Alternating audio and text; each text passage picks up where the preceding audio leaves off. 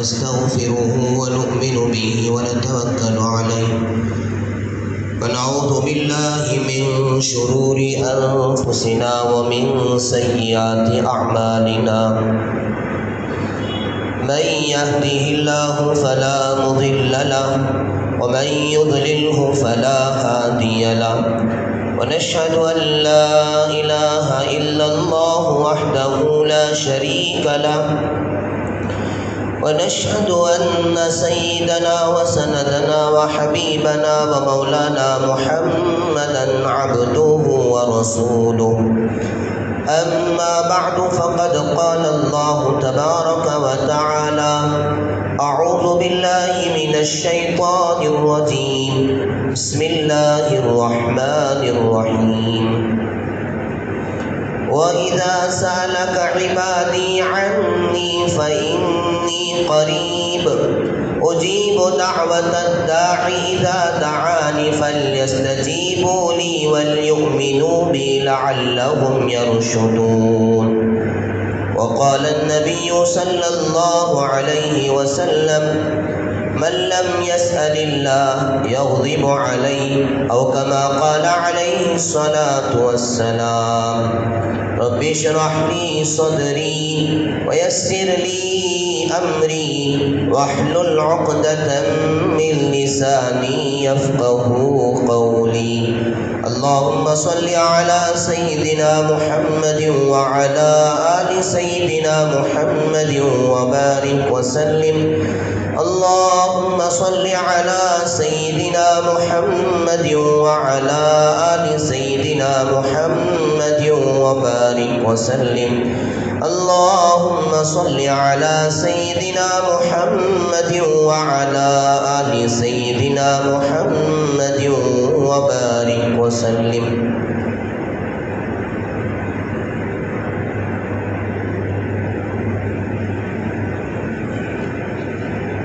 بزرگان محترم،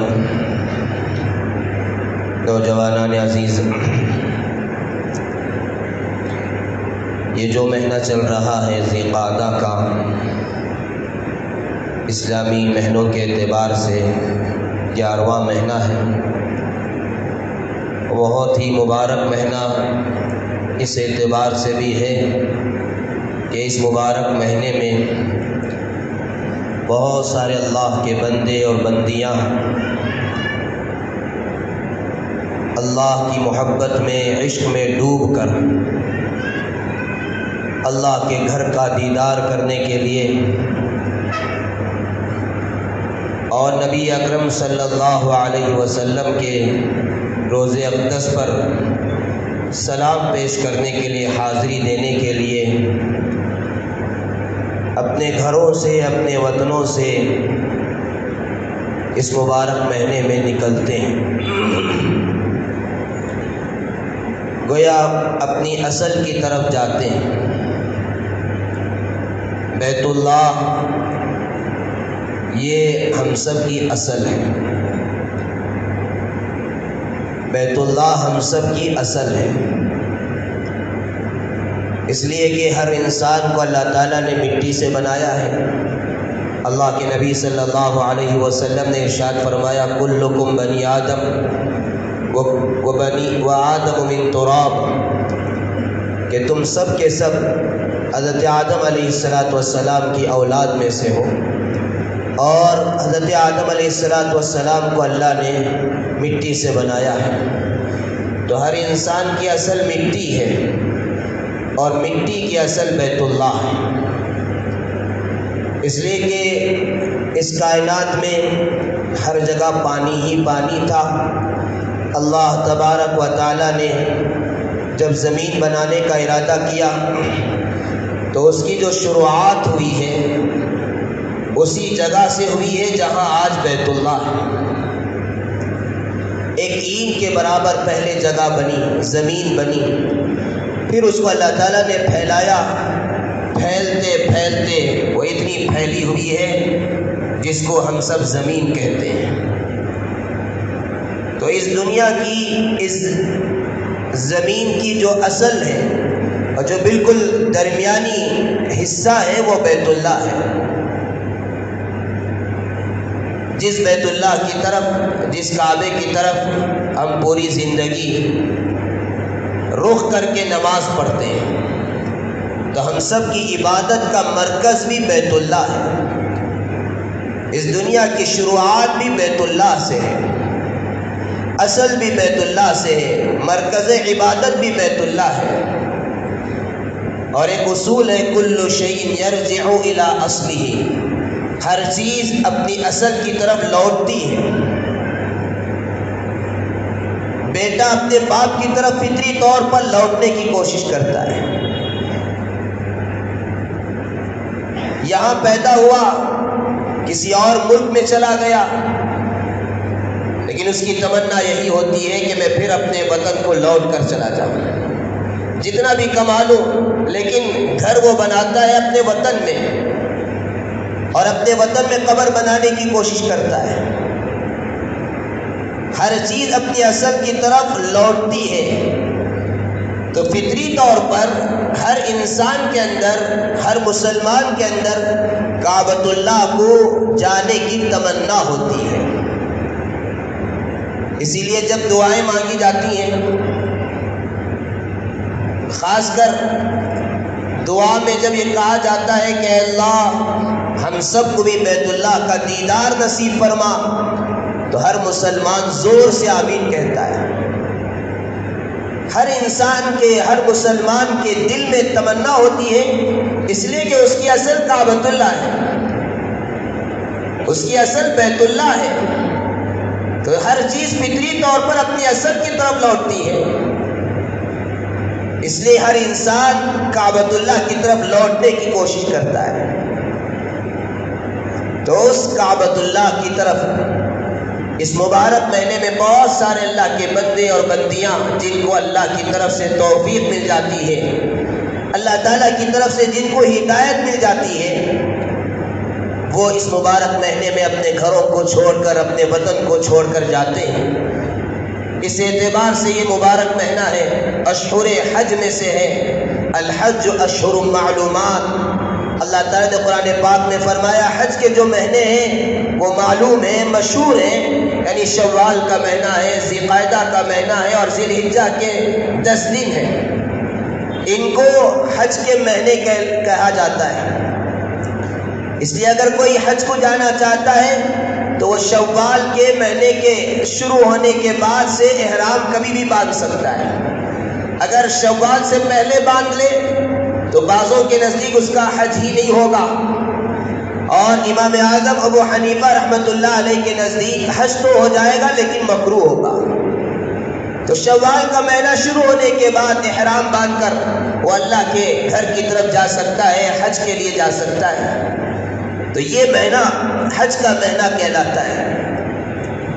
اللہ تعالیٰ اپنے ہی کرم سے، اپنے ہی فضل سے جو اس وقت بالخصوص حج کے مبارک سفر میں جانے والے ہیں، جنہوں نے ارادہ کیا ہے، کوششیں انہوں نے کی ہے، اللہ تعالیٰ ان سب کے سفر کو آسان فرمائے، قبول فرمائے، عافیت کے ساتھ اللہ تعالیٰ اپنے گھروں کو لوٹنا نصیب فرمائے، اور اللہ تعالیٰ ہم سب کو بھی بار بار اپنے گھر کا مقبول دیدار نصیب فرمائے۔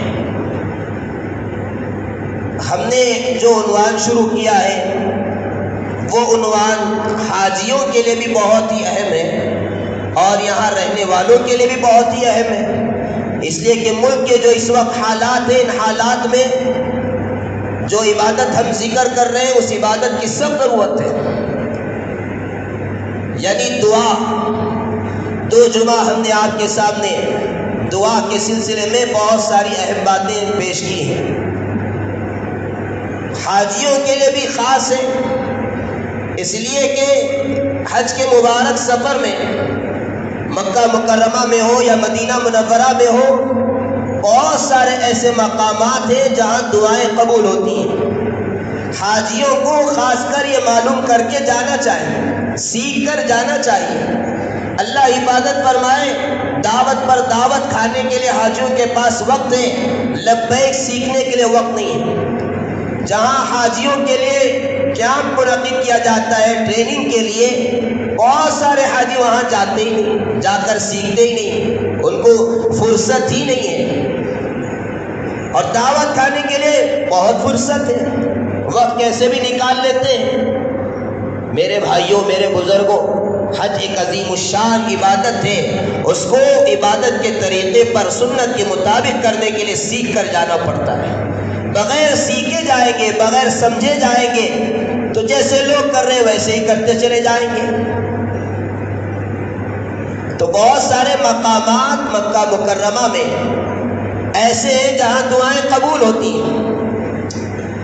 حضرت حسن بصری رحمۃ اللہ علیہ نے مکے والوں کو جو خط لکھا اس میں 15 مقامات کا ذکر کیا، 15 مقامات کا ذکر کیا کہ مکہ مکرمہ میں 15 مقامات ایسے ہیں جہاں دعائیں ضرور قبول ہوتی ہیں۔ حدیث پاک حضرت شیخ الحدیث مولانا زکریا صاحب رحمۃ اللہ علیہ نے فضائل اعمال جلد نمبر 2 میں بڑی تفصیل کے ساتھ حج کے مسائل کو اور حج کے سلسلے میں بہت ساری قیمتی باتیں جمع کی۔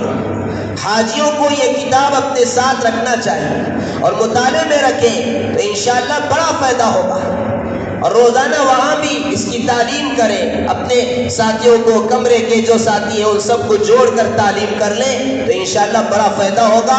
جس وقت عمرے گزارے، عمرے سے پہلے عمرے کے آداب، عمرے کا طریقہ سب کچھ اس میں بیان کیا گیا ہے۔ حج کو جانا ہے، مینا میں کیسے رہنا ہے، مزدلفہ میں کیسے رہنا ہے، عرفات میں کیا مانگنا ہے، بڑی تفصیل کے ساتھ حضرت نے ذکر کیا ہے۔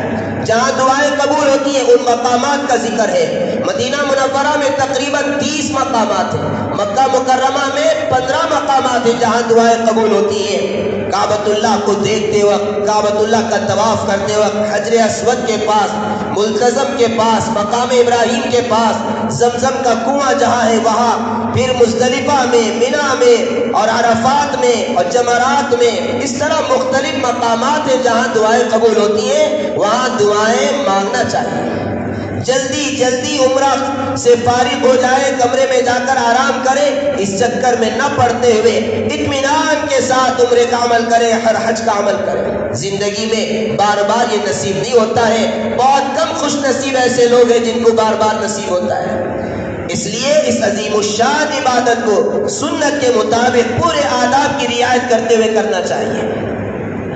تو دعا کا جو عنوان ہم نے چھیڑا ہے اور شروع کیا ہے، اس میں ایک تو حاجیوں کے لیے بڑا فائدہ ہے، تاکہ وہ دعا جب وہاں جا کر مانگے تو ان کی دعا قبول بھی ہو جائے۔ قبولیت کے کیا شرائط ہیں، کیا دعا کے اندر مکروہات ہیں، کیسے ہم اس سے بچیں اور کیسے ہم اپنی دعا کو اللہ کے دربار میں قبول کروا لیں۔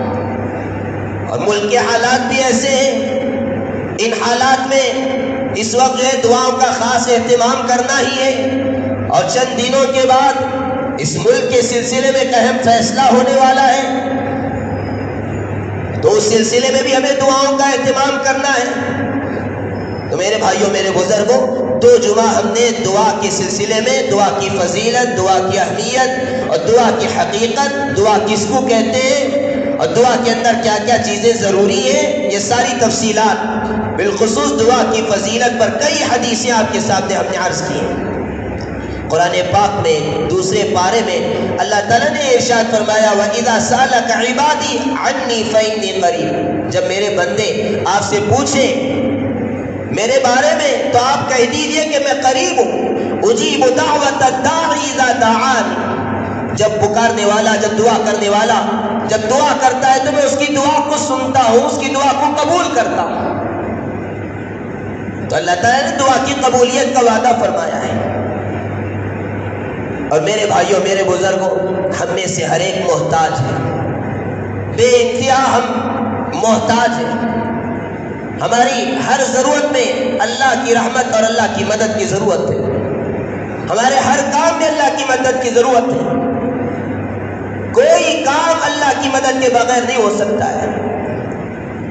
انسان بعض مرتبہ یہ سمجھتا ہے کہ میں نے اپنی تدبیر سے یہ کام کر لیا ہے، میں نے اپنے پلان سے یہ کام کر لیا ہے، میں نے کامیابی حاصل کی ہے، یہ جو میں نے حاصل کیا ہے اس پر میری محنتیں ہوئی ہیں، اس محنت کا نتیجہ ہے۔ میرے بھائیوں، میرے بزرگوں، مسلمان کو ہمیشہ یہ سمجھنا ہے یہ یقین رکھنا ہے کہ ہماری تدبیروں سے کچھ نہیں ہوتا ہے، ہماری محنتوں سے کچھ نہیں ہوتا ہے، جب تک کہ اللہ کی مدد شامل حال نہ ہو جائے۔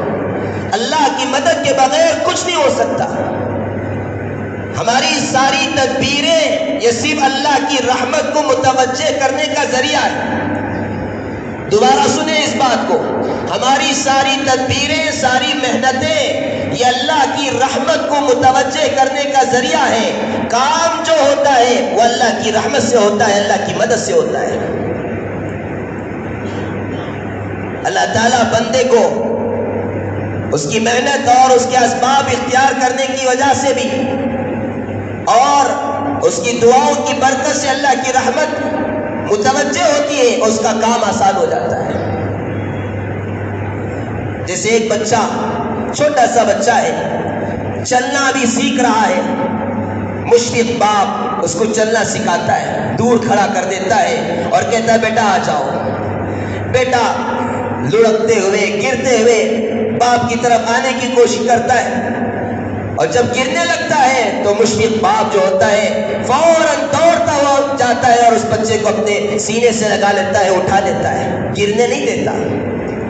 میرے بھائیوں، میرے بزرگوں، ہم ساری تدبیریں جو کرتے ہیں، ساری محنتیں جو کرتے ہیں، وہ اسی طرح ہے۔ جب بندہ کوشش شروع کرتا ہے تو اللہ تبارک و تعالیٰ کی رحمت ہمیں مدد کرتی ہے، اور اللہ تعالیٰ اپنی مدد شامل حال کر دیتے ہیں اور بندے کی مدد کرتے ہیں۔ مشفق باپ کی طرح اللہ تبارک و تعالیٰ اس بندے کی مدد کرتے ہیں۔ اور جو بچہ اپنی کمزوری کا اظہار کرتے ہوئے اپنی جگہ پر کھڑا ہوا ہے، رو رہا ہے اور کانپتی ہوئی آواز سے اپنے ابا کو پکارتا ہے، تو باپ اسے چلنے بھی نہیں دیتا، دوڑتا ہوا آتا ہے اور اسے اٹھا لیتا ہے۔ میرے بھائیوں، میرے بزرگوں، اگر بندہ بھی اللہ کی طرف متوجہ ہو کر دل سے اس کی آواز نکلے اور اللہ سے مانگا کرے، اپنی دعاؤں میں اللہ سے خوب مانگا کرے، تو اللہ تعالیٰ اس کی مدد فرماتے ہیں، اس کی حاجتوں کو پورا فرما دیتے ہیں، ضرورتوں کو اللہ تعالیٰ پورا فرما دیتے ہیں۔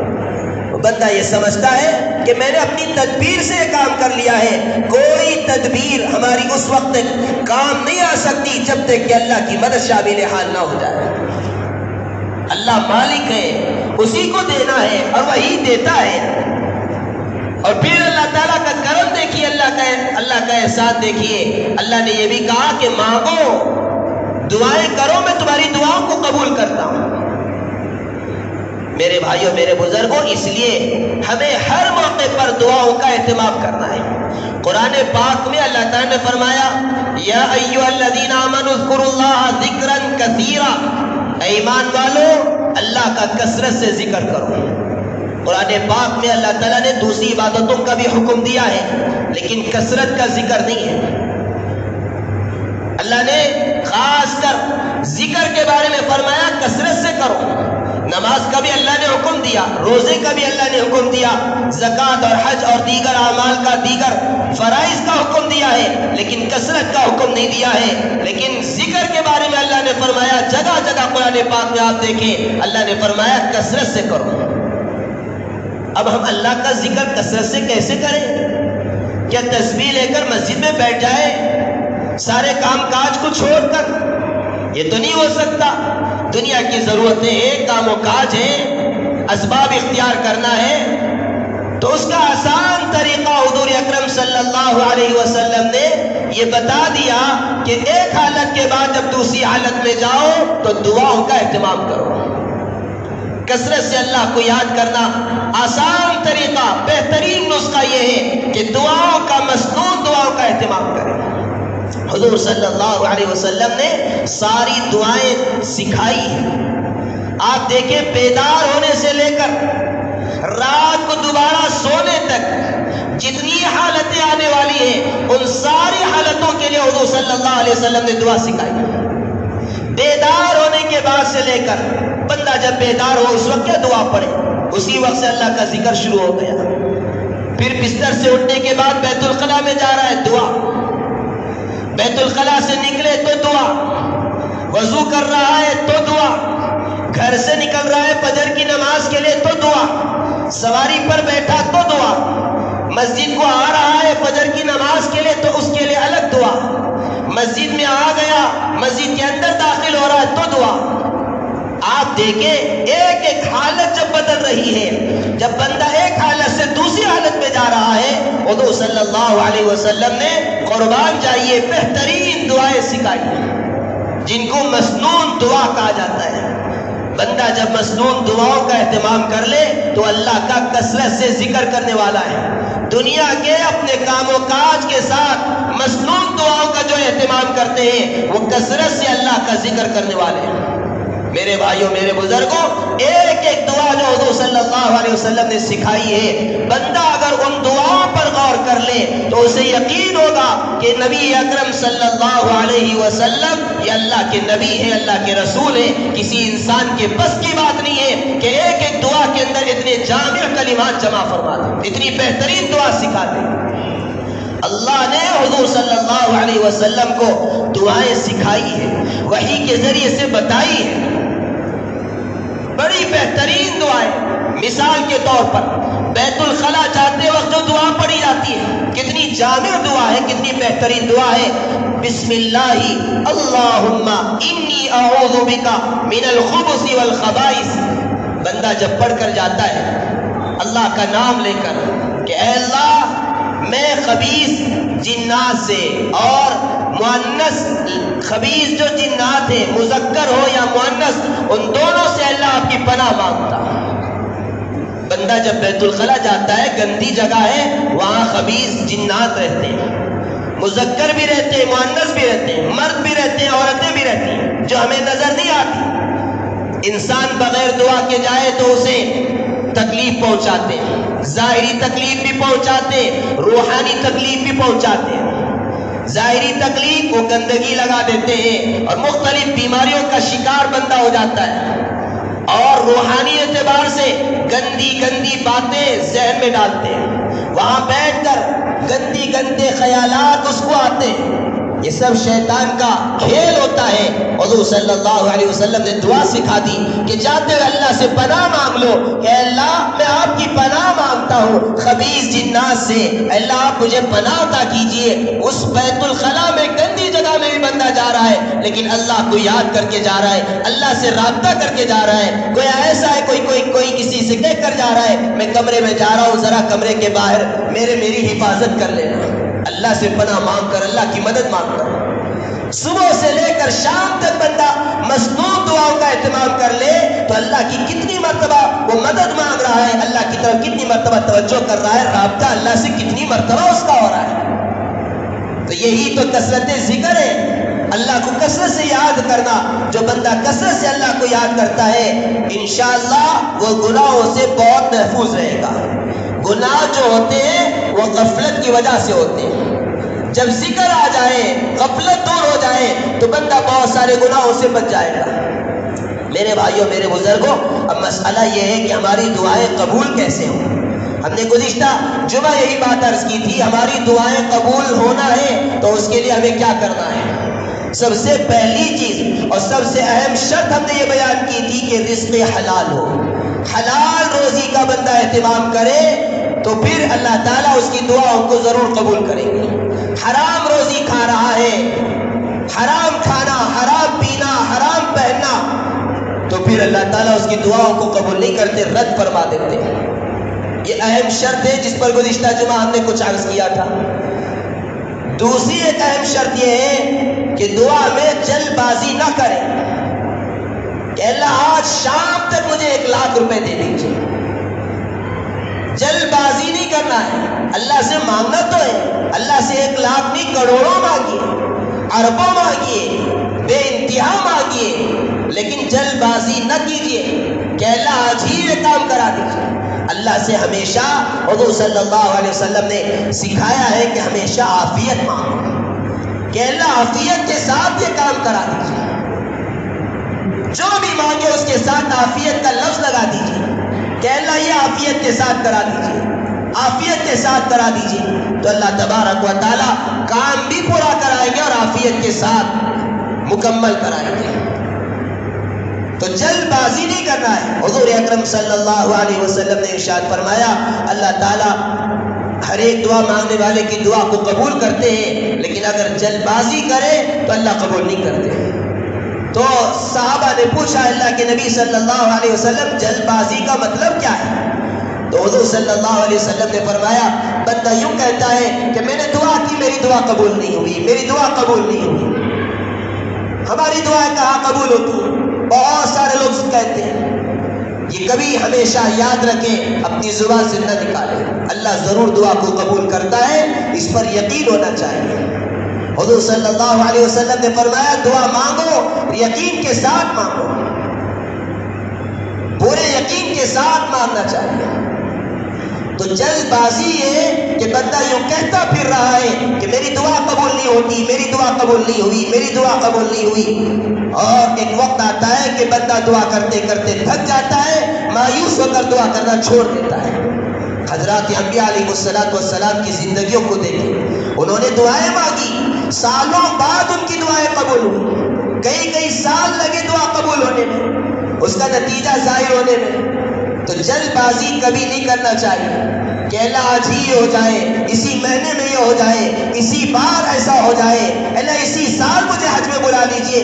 اس طرح جلد بازی نہیں کرنا چاہیے، اللہ سے عافیت کے ساتھ ہر چیز مانگنا چاہیے.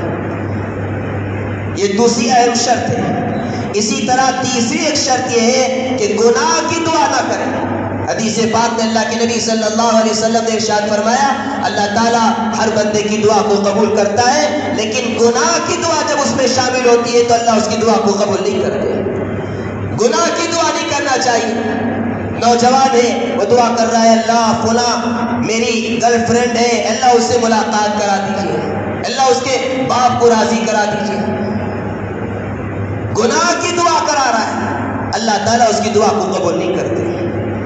گناہ کے کام کے لیے جا رہا ہے، دعا مانگ کر جا رہا ہے. لیز پر گھر لینے والا ہے، اللہ سے مانگ رہا ہے اللہ وہ گھر دلا دیجئے، اللہ اس اونر کے دل میں بات ڈال دیجئے. لیز پر لے رہا ہے، حرام کام کر رہا ہے، اللہ سے دعائیں مانگ رہا ہے.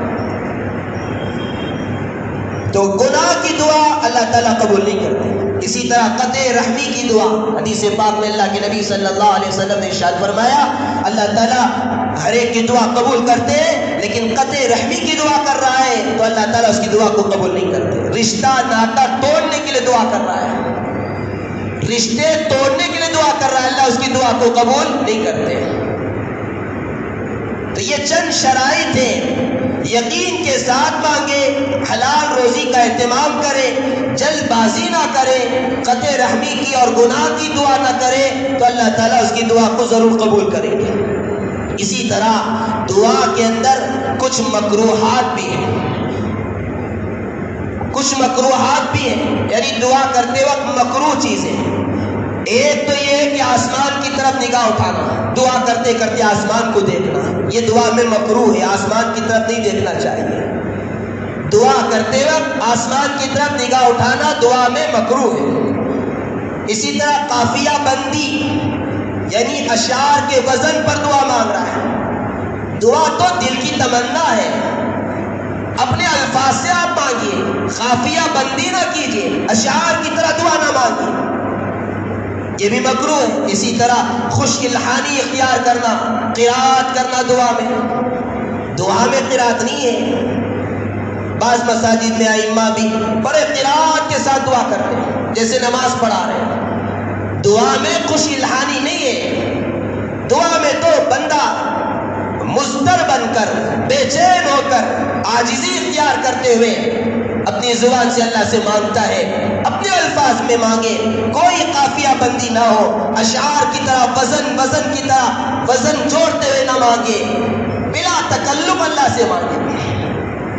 اور اسی طرح اللہ کی رحمت کو تنگ کر دینا یہ بھی دعا میں مکروہ ہے. ایک صحابی آئے اور انہوں نے دعا مانگی اللہم اغفر لی ولی محمد، اے اللہ میری مغفرت فرما اور محمد صلی اللہ علیہ وسلم کی مغفرت فرما، اے اللہ ہم دو کے علاوہ کسی کی مغفرت نہ فرما. حضور صلی اللہ علیہ وسلم نے فرمایا تم نے تو اللہ کی رحمت کو تنگ کر دیا ہے. اللہ کی رحمت بہت وسیع ہے، اپنے لیے بھی مانگے، ساری مخلوق، ساری انسانیت کے لیے دعا مانگنا چاہیے۔ اللہ کی رحمت کو تنگ نہیں کرنا چاہیے۔ اللہ صرف مجھے گھر دے دیجئے، کسی اور کو گھر نہ دیجئے۔ اللہ صرف مجھے حج کرا دیجئے، کسی اور کو نہ کرائیے۔ اللہ صرف مجھے خوبصورت بیوی دے دیجئے، کسی اور کو نہ دیجئے۔ اللہ کی رحمت کو تنگ نہیں کرنا چاہیے، مکروہ ہے دعا کے اندر۔ اسی طریقے سے قبولیت دعا کے جو اوقات ہیں ان کا بھی ذکر ہمارے اکابرین نے کیا ہے۔ جیسے ہم نے گزشتہ جمعہ کچھ باتیں کہی تھی، تقریباً 11 ایسے اوقات ہیں جس میں دعائیں قبول ہوتی ہیں۔ ایک تو یہ ہے کہ رمضان مبارک کا پورا مہینہ، اور دوسرا شب قدر ہے، اور تیسرا جو ہے عرفہ کا دن ہے، 9 ذی الحجہ۔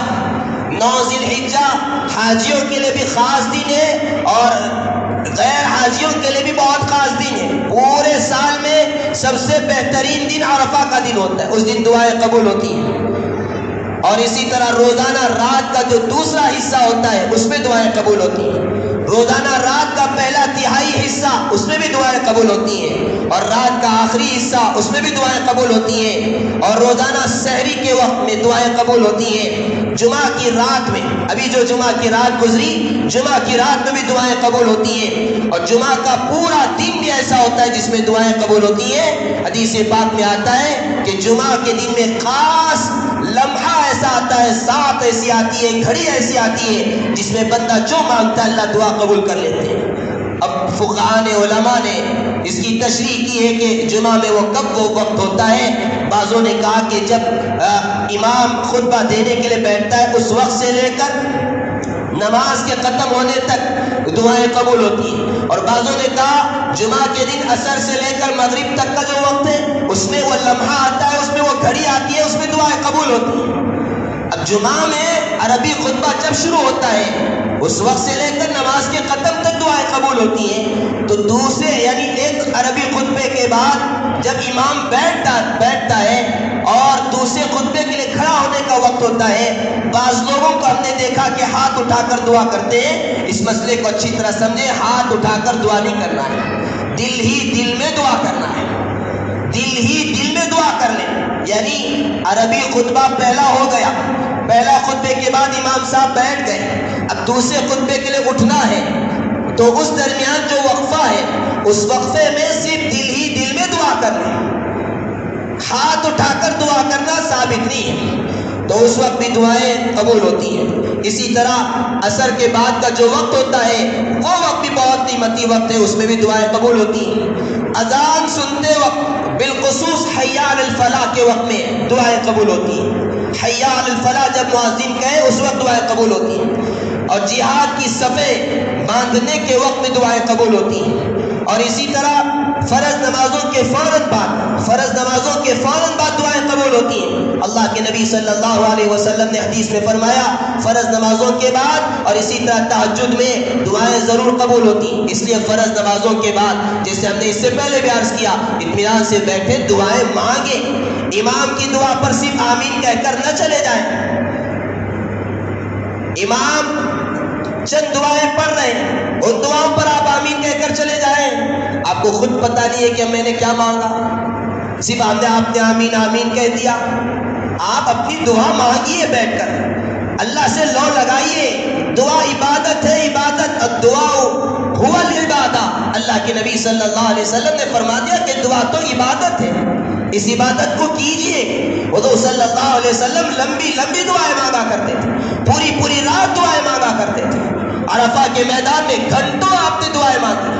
تو یہ بہترین عبادت ہے، اس عبادت کو نہیں چھوڑنا چاہیے۔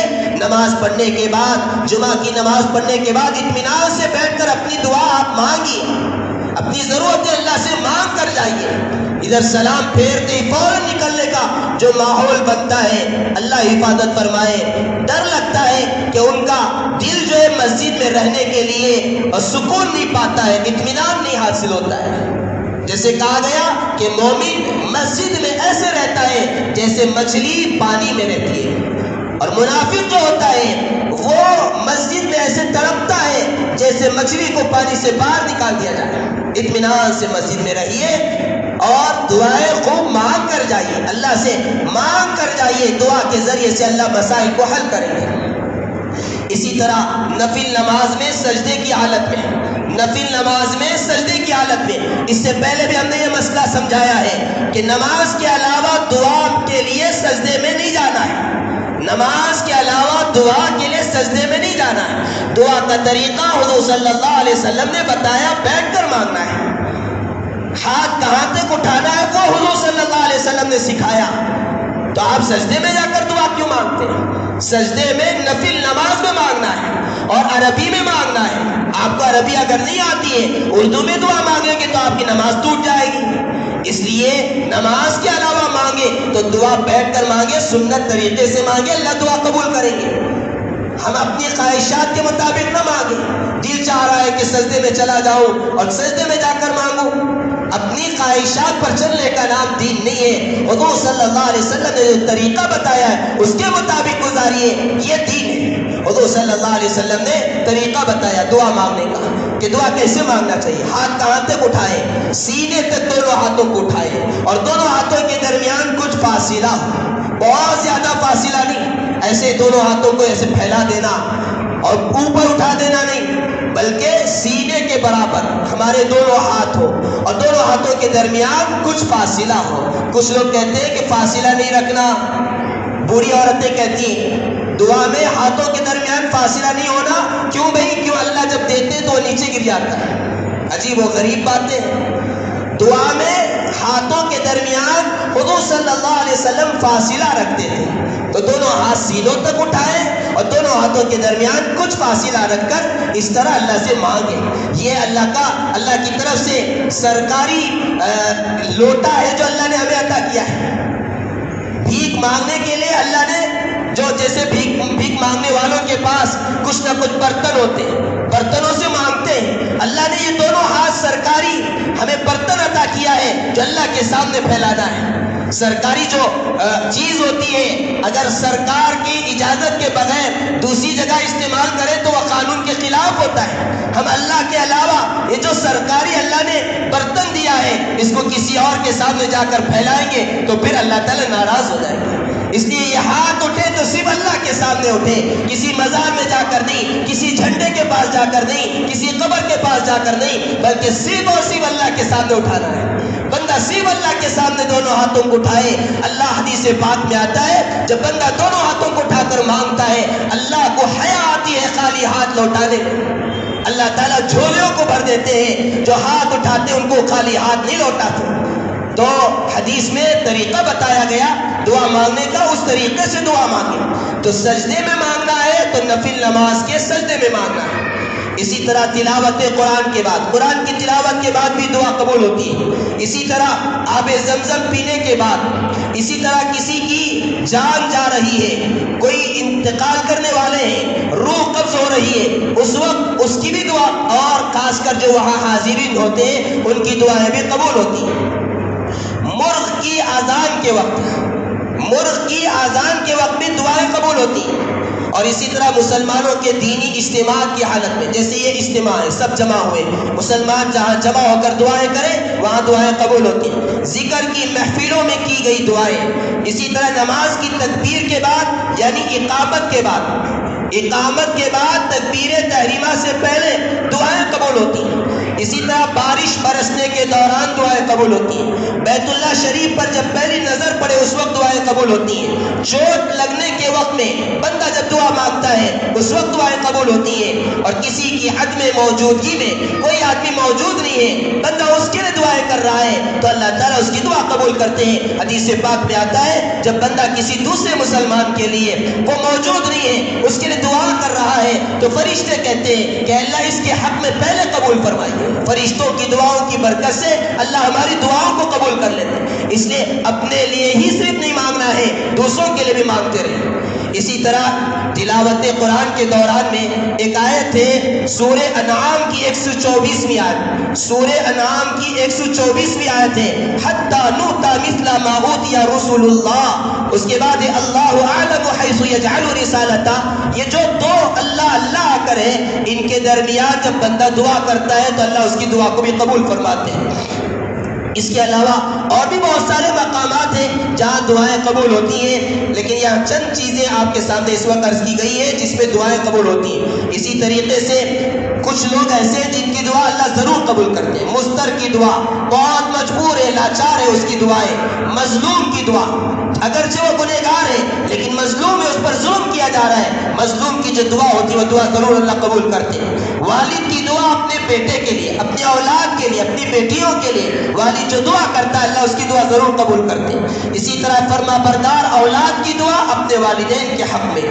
عادل بادشاہ کی دعا اللہ قبول کرتے ہیں۔ ہر نیکوکار آدمی کی دعا اللہ قبول کرتے ہیں۔ روزے دار کی دعا افطاری کے وقت میں اللہ قبول کرتے ہیں۔ غائبانہ دعا جیسے ایک مسلمان دوسرے مسلمان کے لیے کر رہا ہے اللہ اس کی دعا قبول کرتے ہیں۔ مسافر کی دعا بھی اللہ قبول کرتے ہیں۔ اور اسی طرح حاجی کی دعا جب تک وطن کو واپس نہ آ جائے اس وقت تک اللہ اس کی دعا قبول کرتے ہیں۔ حضرت عمر رضی اللہ تعالیٰ عنہ فرماتے ہیں حاجیوں کی دعا تو وطن واپس آنے کے بعد 20 ربیع الاول تک دعائیں اللہ قبول کریں گے۔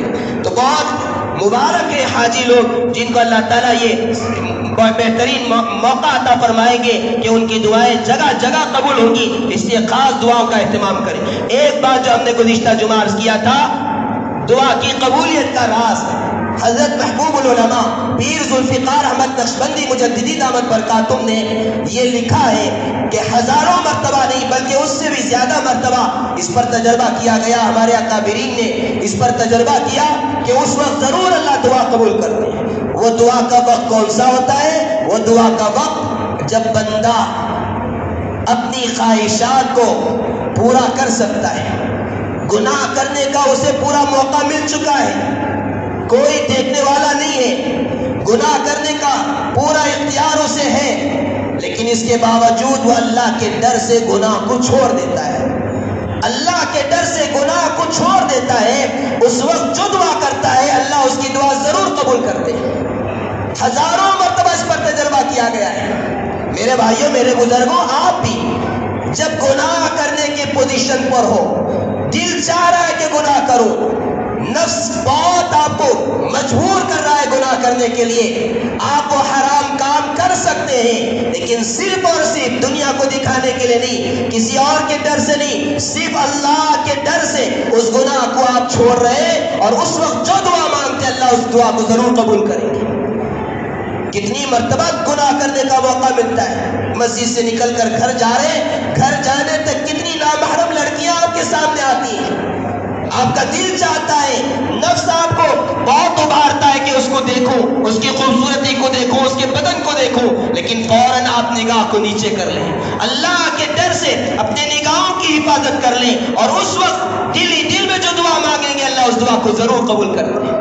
ہزاروں مرتبہ الحمدللہ کئی لوگوں نے اس پر تجربہ کیا، انہوں نے دیکھا کہ ان کی دعائیں کیسے قبول ہوئی۔ تو میرے بھائیوں، میرے بزرگوں، موبائل کا استعمال، غلط استعمال، حرام کاریاں موبائل میں ہوتی ہیں، تنہا کمرے میں ہے، کوئی دیکھنے والا نہیں ہے، دل چاہ رہا ہے کہ گندی چیزیں دیکھو، لیکن صرف اور صرف اللہ کے ڈر سے موبائل کو بند کر کے رکھ دیا، اس وقت جو دعا مانگیں گے اللہ اس دعا کو قبول کریں گے۔ آپ تجربہ کر کے دیکھیں، اللہ تعالیٰ حرام کام کرنے سے بچتے ہوئے جو دعا مانگی جاتی ہے اس دعا کو ضرور قبول کرتی ہے۔ اللہ تعالیٰ کا یہ دعا کی قبولیت کا راز ہے، اس کو یاد رکھیں اور دوسروں کو بھی بتائیں، گناہوں سے بچیں اور دعاؤں کا خوب اہتمام کریں۔ اللہ مجھے اور آپ سب کو عمل کرنے کی توفیق عطا فرمائے، دعاؤں کے آداب کے ساتھ اللہ سے مانگنے والا بنائے، اللہ سے ہمارا رابطہ مضبوط ہو جائے، بندہ ہر لمحہ ہر حالت میں اللہ سے مانگنے والا بن جائے۔ اللہ اس کی توفیق مجھے اور آپ سب کو عطا فرمائے۔ وآخر دعوانا الحمدللہ رب العالمین۔ ایک اعلان کرنا ہے، وہ اعلان سن لیں۔ وہ اعلان یہ ہے کہ اس وقت جو کالجوں